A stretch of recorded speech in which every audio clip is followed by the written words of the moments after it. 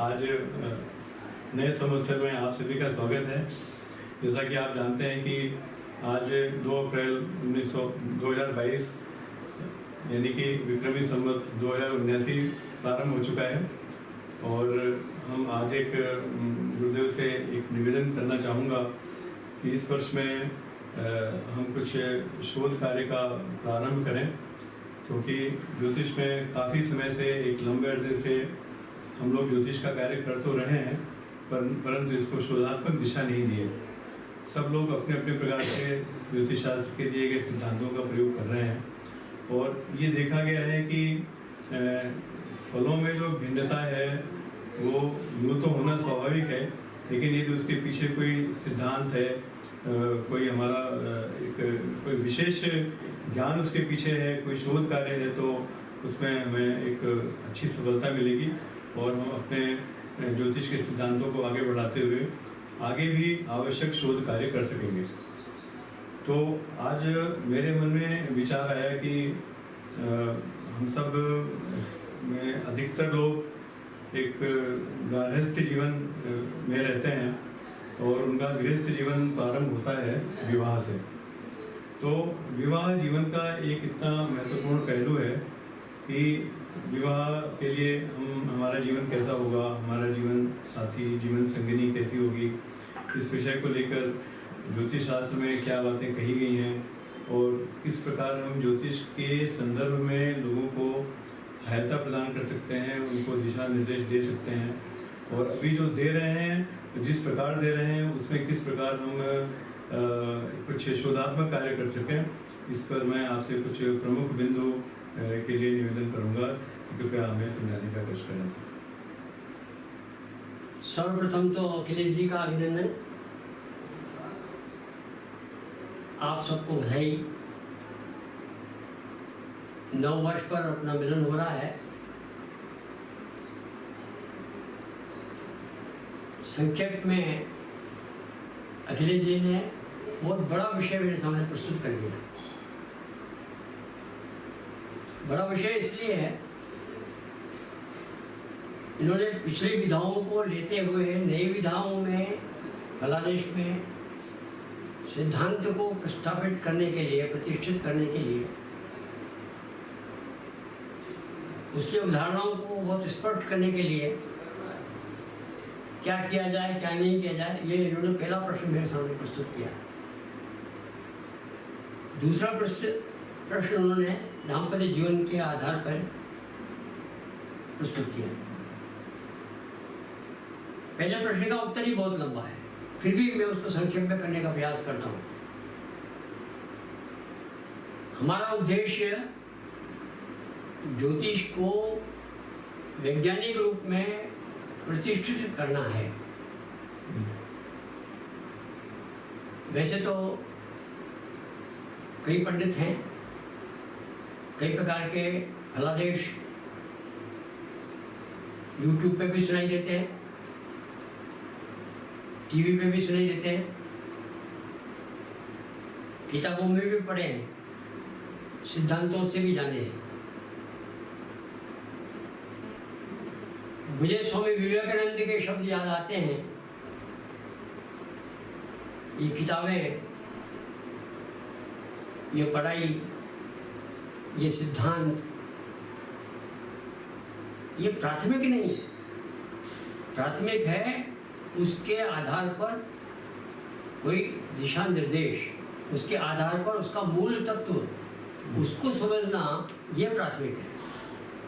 Rituals, temples, books are but the secondary details, ये स्वामी जी ने बोला।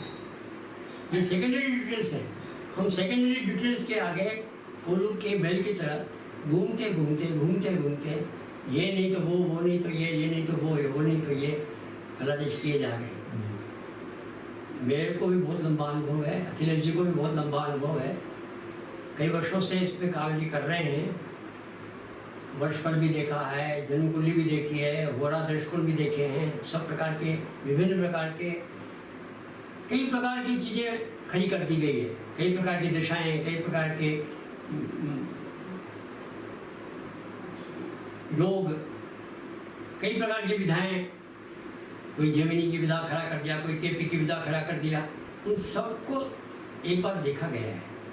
देखने के बाद यह अनुभव हुआ कि ये एक सीमा के अंदर बंध गया है, उस सीमा के बाहर निकलना चाह ही नहीं रहा और उस सीमा को समुद्र समझ के बैठ गया। ये सीमा हमारी बहुत बड़ी सीमा है, इससे बाहर कुछ है ही नहीं। जबकि इस सीमा को यदि देखा जाए तो बहुत बहुत बहुत आंशिक है, बहुत छोटा है। इस दृष्टि से हमने अलग अलग प्रकार से विवेचन करना प्रारंभ किया था। आज मैं सब विषयों को नहीं ले रहा हूँ, इन्होंने आज दाम्पत्य जीवन को लिया है, उसके बारे में मैं कुछ बातें समझाना चाहता हूँ। पहले बात तो मेरे को ये समझाना पड़ेगा कि भारतीय जीवन में ये दाम्पत्य जीवन एक संस्था हुआ करता था। आप सब जानते हैं, आज से 100 साल पहले मेलापक हुआ करते थे, शादी हुआ करती थी। आज भी मेलापक उन्हीं सिद्धांतों पर होने वही चीजें देखी जा रही है जो आज से 100 साल पहले देखी जाती थी। शायद 100 साल में ही उनका डेवलपमेंट हुआ है, उसके पहले डेवलपमेंट था ही नहीं।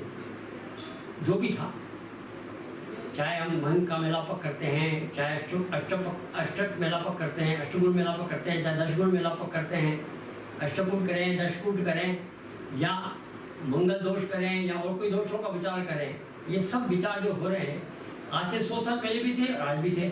परंतु परिणामों को यदि देखते हैं तो आज से 100 साल पहले विच्छेद विवाह के होते ही नहीं थे, आज उसके अनुपात में कई गुना बढ़ गए।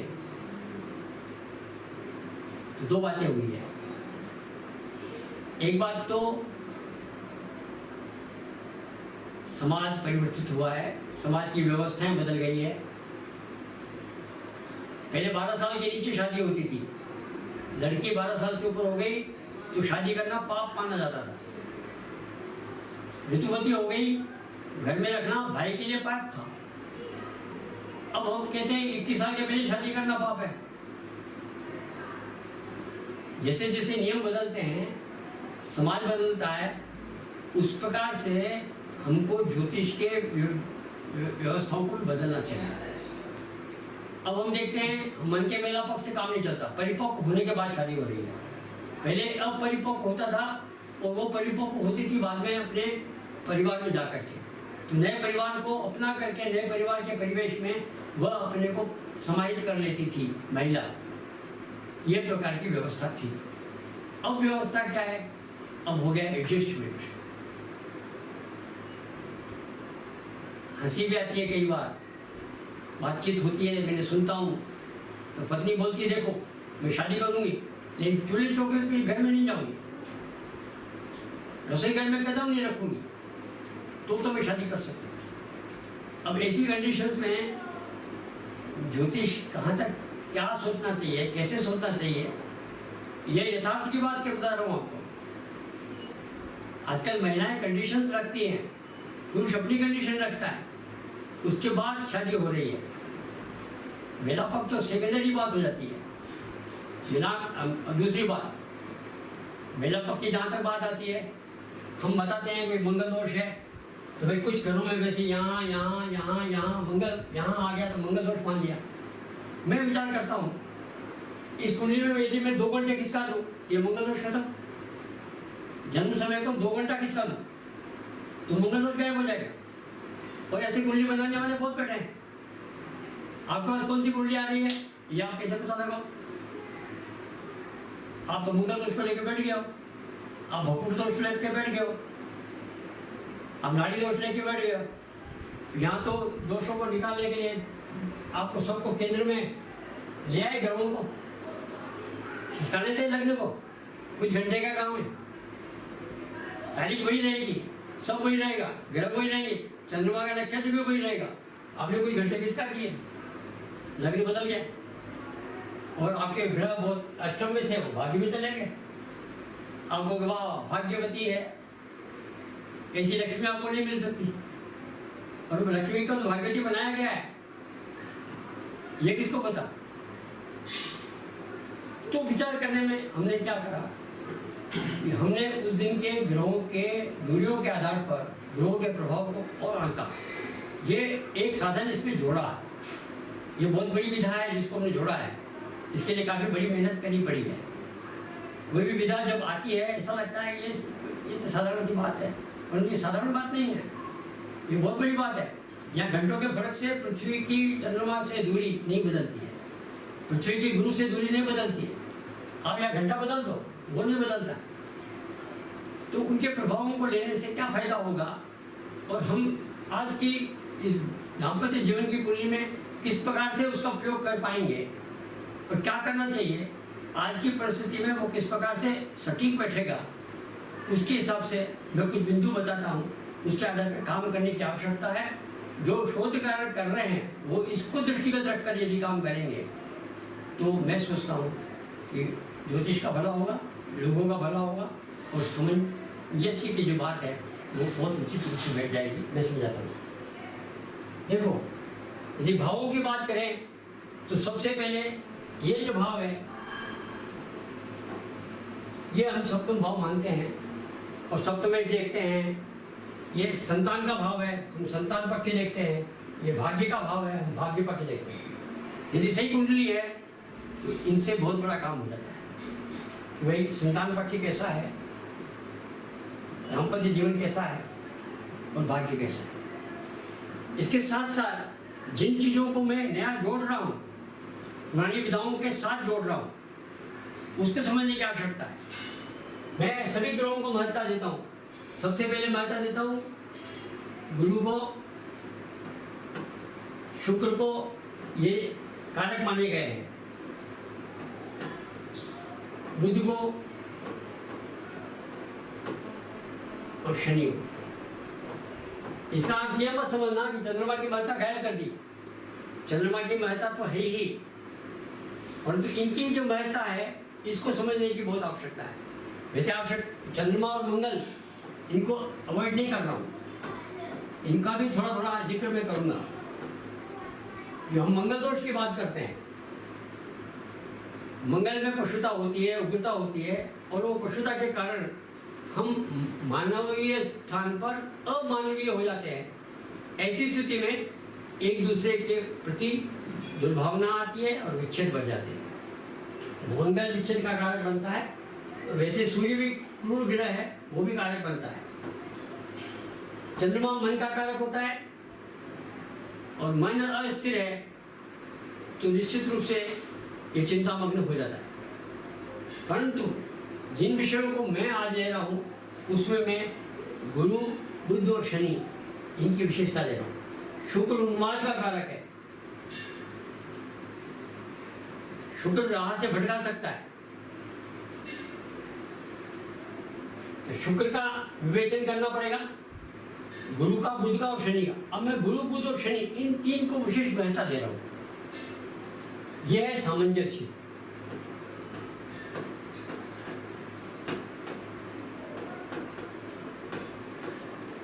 यह है विवेक,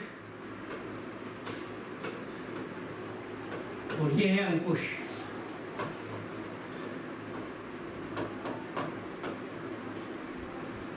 आज के जीवन में ये बहुत महत्ता रखते हैं। आपको गुरु की प्रभाव को देखना पड़ेगा, वो प्रभाव उसकी दूरी के आधार पर निकलेगा। सामंजस्य करने की, एडजस्टमेंट करने की, एक दूसरे के साथ सहभागिता, सहयोगिता, एक दूसरे के साथ एक मिलनसारिता, ये गुरु बताता है। यदि गुरु प्रभावी है तो व्यक्ति मिलनसार होगा, गुरु प्रभावी है व्यक्ति व्यावहारिक होगा, गुरु प्रभावी है व्यक्ति सामाजिक होगा, सामाजिक दायित्वों को समझेगा। वैसे दायित्व समझने का काम मंगल भी करता है। ये दुष्ट जरूर है, उग्र भी है, लेकिन दायित्व को निभाता है। ये कर्म से दायित्व को निभाने वाला होता है। दायित्व को निभाना इससे भी होता है। गुरु सामंजस्य का कारक है, बुध विवेक है, तर्क शक्ति है, विवेचना कर सकता है, क्या अच्छा है क्या बुरा है, मेरा आगे क्या होगा, कैसे होगा, आगे पीछे का विचार करता है। तलाक दे दूंगा तो क्या होगा, तलाक नहीं दूंगा तो क्या होगा, मैंने जो कस्में खाई थी, मैंने जो साथ रहने का निभाने का सोचा था, किस कारण से हम टूट रहे हैं। ये सामंजस्य बिठाने की ताकत होगी और समझ होगी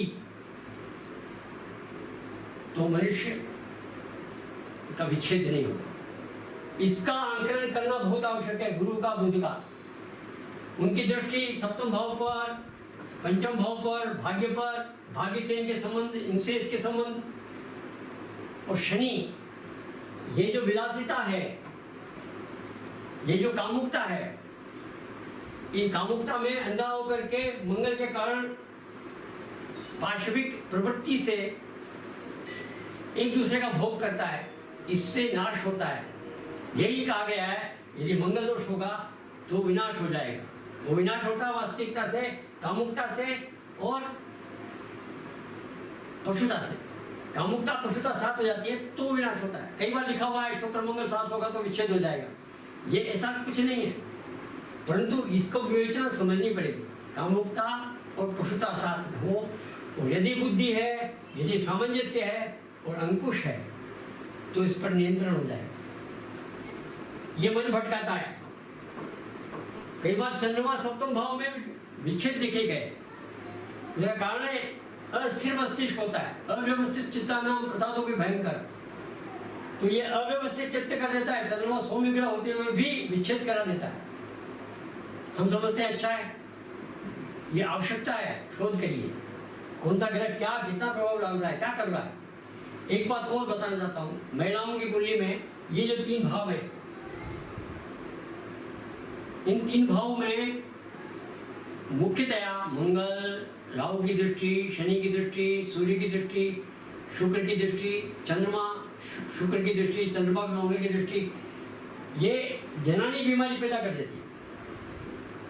उनकी एमसी में या तो ज़्यादा ब्लड आता है या कम ब्लड आता है, या तो ब्लड बिल्कुल सूख जाता है या अंदर सोजिश हो जाती है। ऐसे में महिला रिलेक्टेंट होती है संभोग करने के लिए, पति शंकित हो जाता है, वो सोचता है कि लड़की गलत है। ऐसी स्थिति में भी विकार आ जाता है। तो ये रोग की ये जो 3 रोग की स्थितियां हैं, और विशेष करके महिलाओं में और पुरुषों में बीज की कमी भी इससे देखी जा सकती है। उसके कारण भी ये विच्छेद होते हैं। तो एक तो बायोलॉजिकल स्थिति और दूसरी उनकी बौद्धिक मानसिकता की स्थिति, यानी सामंजस्य की, विवेक की और अंकुश लगाने की स्थिति, इनका यदि पूरा विवेचन यदि किया जाए, और कौन सी विवेचन में पता लगेगा कि कौन सा ग्रह कहाँ बैठ करके इस भाव को सुधार रहा है, इस भाव को बिगाड़ रहा है, तो आपको निश्चित रूप से यदि आप 500 कुंडलियाँ ले लोगे और 500 विच्छेद की कुंडलियाँ ले लोगे तो इनका विवेचन करोगे, आपको पता लग जाएगा ये विच्छेद क्यों हो रहा है। निश्चित रूप से समझ में आ जाएगा। मैंने अनुभव किया है, मैंने कई कुंडलियाँ देखी है जिसपे गुरु तो 30 मिल रहे हैं और वो विच्छेद हो जाते हैं, और विच्छेद भी बहुत भयानक विच्छेद हो जाते हैं। तो इसका विवेचना करके और नया अनुसंधान यदि किया जाए तो दाम्पत्य जीवन के नए विवेचन खड़े हो जाएंगे, नए उसकी आधारशिलाएं खड़ी हो जाएगी, नए उसके मापदंड खड़े हो जाएंगे। आज के ज़माने में उन अष्टकोट मिलापों से अधिक महत्ता ये रखता है कि सामंजस्य करने की ताकत उसमें कितनी है, संतान पक्ष का और भाग्य का समावेश कितना है, और ये व्यवहार कितना है, ये व्यवहार का घर है, व्यवहार कैसा है, विवेक कैसा है, अंकुश कितना है, मर्यादाएं कितनी है, इन सब का आकलन करते हुए यदि हम दाम्पत्य जीवन का विवेचन करेंगे तो हम अच्छी जोड़ी मिला पाएंगे, चाहे वो आपस में मिलके आए या कैसे भी आए। और उनके उसके लिए हम ग्रहों के प्रभाव को अवश्य देखें और ग्रहों के प्रभाव का संतुलन देखें, और उन संतुलन के आधार पर यदि विवेचन करें। वैसे तो सब भाव काम के हैं, उन सब पे विवेचन करूंगा तो लंबा भाषण हो जाएगा। मैं यहीं तक के मैं अपनी बात को नहीं समझता हूँ। जी सर, आपने जो असाधारण बात को बहुत साधारण तरीके से आपने बताया, और मैं समझता हूँ कि जो ज्योतिषी बंधु हैं और जो ज्योतिष का कार्य कर रहे हैं उनके लिए कोई बहुत बड़ा रॉकेट साइंस नहीं है। उनको जैसा कि आपने बताया कि ये जो ग्रह हैं शुक्र, गुरु, बुध, शनि, चंद्र, मंगल, अगर इन सभी ग्रहों की ठीक तरीके से विवेचना करते हैं तो केवल अष्टकूट मिलान पर ही आधारित या मंगल दोष पर ही आधारित न होकर के वो एक संपूर्ण विवेचन कर लेंगे। और अब चूंकि एक ऐसा युग चल रहा है कि जब सामंजस्य अधिक महत्वपूर्ण है और होने वाले पति पत्नी दोनों मेच्योर्ड होते हैं, लगभग एजुकेशन का स्टैंडर्ड भी एक जैसा होता है, अपनी आजीविका भी खुद करते हैं, दोनों की आजीविका करते हैं, तो उन सबको देखते हुए वर्तमान परिवेश में, वर्तमान संदर्भ में ये बहुत ही प्रासंगिक है। और अब वो बल्कि यूँ कह दें कि अष्टकूट मिलान वो आप पंचांग से देखते हो या किसी सॉफ्टवेयर से, वो संपूर्ण नहीं है और वो हमें बहुत आंशिक है और वो हमें गलत दिशा दे सकते हैं। इसको गलत रूली बना करके भी आपको मिसलीड किया जा सकता है। और एक बहुत बड़ा जो इसमें आपके दौरान जो आया था और बीच में रह गया वो, कि आपने जैसा कहा था कि अगर किसी ने 1.5 घंटे 2 घंटे बदल दिया समय और लग्न बदल दिया, लग्न बदलने से सारे ग्रहों की स्थिति बदल जाएगी, तो हम इस बात का मूल्यांकन नहीं कर सकेंगे कि ये कुंडली सही भी है गलत है। लेकिन आप मैंने सर आपका सॉफ्टवेयर देखा था, मैं इसको यहाँ पर उल्लिखित करना चाहूँगा कि कम से कम उस दिन या उन दिनों के ग्रहों में कि पृथ्वी से कितनी दूरी है, उसके आधार पर आपने जो ग्रहों के बलाबल की जो गणित की है ना, हालांकि इस गणित वो आपने कई दृष्टिकोण से देख के उसको सॉफ्टवेयर आपका खुद का बनाया हुआ है, तो वो हमने देखा है और कम से कम उससे इस बात का मूल्यांकन तो कर सकते हैं कि किस ग्रह का कितना बलाबल है और उस व्यक्ति के व्यक्तित्व पर, उसके जीवन पर उन ग्रहों का क्या प्रभाव पड़ेगा। तो एक वो पक्ष जो रहेगा उस सॉफ्टवेयर से ग्रहों की स्थिति कितना बलाबल है वो मैं बल की बात कर रहा हूँ, और उसके साथ इन ग्रहों की विवेचना बलों के आधार पर तो ये दोनों मिलकर के एक अच्छा शोध कार्य कर सकते हैं और एक नया आयाम दे सकते हैं और जिसकी बहुत अधिक आवश्यकता है और दाम्पत्य जीवन के लिए विशेष करके जी, क्योंकि ये बहुत महत्वपूर्ण होता है। हाँ। जीवन का एक ही बार होता है और जीवन का बहुत बड़ा अंग होता है जी। तो आज आपने बहुत महत्वपूर्ण विषय को हमें ज्ञानवर्धन किया सर, आपको बहुत बहुत धन्यवाद सर, प्रणाम। धन्यवाद तो आपको दूंगा कि आपने ऐसा प्रोजेक्ट खड़ा किया जो मेरे को बोलना ही पड़ गया। मुझे तो अपने विषय को रखना पड़ता है कि हमारे जो अनुसंधान करता हूँ, मैं चाहता हूँ कि इस दिशा में आगे बढ़े। जी, हम सबका हमका उद्देश्य है, हम सभी का, कि हम अनुसंधान करते रहें और वर्तमान परिप्रेक्ष्य में ज्योतिष को लेकर के आए, नहीं तो ज्योतिष बहुत पीछे रह जाएगी, दुनिया आगे बढ़ जाएगी। और हम जो जिस तरीके से अभी जो जिस युग में जी रहे हैं और जिस शैली में जी रहे हैं, उसको ज्योतिष के साथ में कदम ताल मिलाकर चलना आवश्यक होगा। बहुत बहुत प्रणाम, धन्यवाद। आप सबको नमस्कार। आप सबसे अपेक्षा है कि आप हमारे इस कार्यक्रम में सहयोग करते हुए इसको आगे बढ़ाएं और सब्सक्राइब करें हमारे चैनल को।